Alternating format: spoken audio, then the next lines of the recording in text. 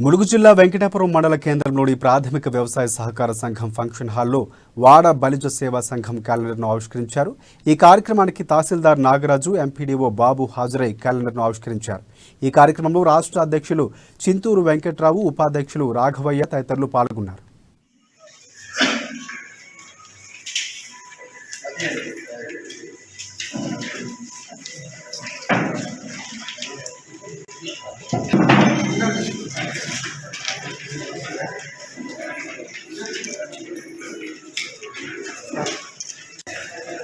ఇంతకుముందు చెప్పిన ప్రకారంగా తప్పకుండా ఇలాంటి సమస్యలున్నా మరొకసారి ఇస్తారంటే తప్పకుండా నా పరిధిలో ఉన్న సమస్యలన్నీ సాధిస్తారని ఈ సభాముఖంగా చెప్తున్నాను. అధ్యక్షులు మరియు కార్యదర్శులు, సంఘ ప్రతినిధులు మరియు ఈ సంఘం నుండి ఎవరైతే ఎన్నుకోబడ్డారో ప్రజాప్రతినిధులు వారికి అందరికీ కూడా ధన్యవాదాలు. మమ్మల్ని పిలిచి ఉద్యోగస్తులను పిలిచి.